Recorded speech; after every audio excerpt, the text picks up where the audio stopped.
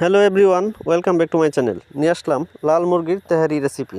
তো প্রথমে আমি মশলাগুলো দেখাই দিচ্ছি। দেখেন কি কি মশলা লাগে। সমস্ত মশলাগুলো ভালো করে ব্লেন্ড করে নিতে হবে। প্রথমেই আমি পেঁয়াজও কিছু কুচি করে নিয়েছি। চালগুলো দেখেন, স্পেশাল চিনি গুঁড়া চাল নিয়েছি। মুরগিগুলো সুন্দর করে কেটে নিয়েছি। পরে দিয়ে দিলাম একটা প্যান, তারপর দিয়ে দিলাম পরিমাণ মতো সয়াবিন তেল। দেওয়ার পর আমি ছেড়ে দিলাম কিছু পেঁয়াজ কুচি। এটাকে আমি হালকা ভেজে নেব, হালকা ব্রাউন করে ভেজে নেব। আমি কিন্তু এটাকে কড়া করে ভাজবো না, 1 মিনিটের মতো ফ্রাই করেছি। তারপর দিয়ে দিলাম কিছু এলাচ, দিয়ে দিলাম কিছু লবঙ্গ, দিয়ে দিলাম কিছু তেজপাতা এবং দিয়ে দিলাম কিছু দারুচিনি। দিয়ে এটাকে আমি আর 1 মিনিট কুক করে নেব। দেখেন, এরপর দিয়ে দিলাম আদা রসুন পেস্ট, স্বাদ মতো দিয়ে দিলাম লবণ, লাল মরিচের গুঁড়া, জিরার গুঁড়া, ধনিয়ার গুঁড়া, দিয়ে দিলাম আমি বাদাম পেস্ট, বাদাম, পোস্তদানা, জয়ত্রী, গোলমরিচ এবং দিয়ে দিলাম টক দই। আমি হালকা ফাটাই নিয়েছি। এটাকে সুন্দর করে কুক করে নেব। এখন দেখেন, আমি কিন্তু কাবাব চিনি ইউজ করেছি হালকা পরিমাণে। এরপর চিকেনগুলোকে ভালো করে পানি ঝরাই নিয়েছি।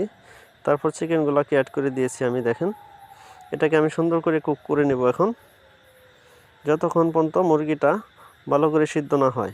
এবং ভালো করে মুরগিটা সিদ্ধ করতে হবে এবং পানিটা ভালো করে ঝরাই নিতে হবে। দেখেন, যখন এরকম তেল বের হয়ে যাবে তখন বোঝা যাবে যে আমার চিকেনটা কষানো হয়েছে। এভাবে সুন্দর করে চিকেনটা কষানো হয়ে গেলে দেন আমি ইউজ করব পরিমাণ মতো পানি। আমি এখানে 15 কেজি মুরগি নিয়েছি এবং 12 কেজি চাল নিয়েছি এবং 12 কেজি চালের সমান পরিমাণ ডাবল পানি দিয়েছি। দেখেন, পানিটা আমি গরম পানি ইউজ করেছি। তারপরে এটাকে ভালো করে ফুটাই নেব। এরপর দিয়ে দিলাম 1 প্যাকেট তেহারি মশলা এবং দিয়ে দিলাম কিছু কাঁচামরিচ মাঝখানে ভেঙে, এবং আমি এখানে 1 কেজির মতো টমেটো সস দিয়ে দেব। যেহেতু তেহারিটা একটু কালারফুল হলে খেতে ভালো লাগে, দেখতেও ভালো লাগে। আমার ভিডিওটা কোথাও স্কিপ করবেন না, পুরো ভিডিওটা অবশ্যই দেখবেন। এরপর আমি চালগুলোকে ধুয়ে অবশ্যই পানিগুলো ঝরা নিয়েছিলাম, সেই চালগুলোকে দিয়ে দিলাম। দিয়ে এটাকে হাই হিটে রান্না করব। এখন কোনোভাবেই আগুন লো মিডিয়ামে আনা যাবে না, অবশ্যই হাই হিটে রান্না করতে হবে যতক্ষণ পর্যন্ত পানিটা কমে না আসবে। দেখেন, পানিটা কিন্তু কমে আসতেছে। এ পর্যায়ে চুলার আগুনটা আমি মিডিয়াম আঁচে দিয়েছি। দেখেন কেমন হয়েছে আমার তেহারির কালারটা, কত জুসি। আমি কিন্তু এটাকে ভালো করে মিক্স করে নেব। আবারও পানিটা কমে গেছে, আগুনটা একবারে ডিম করে দিয়েছি।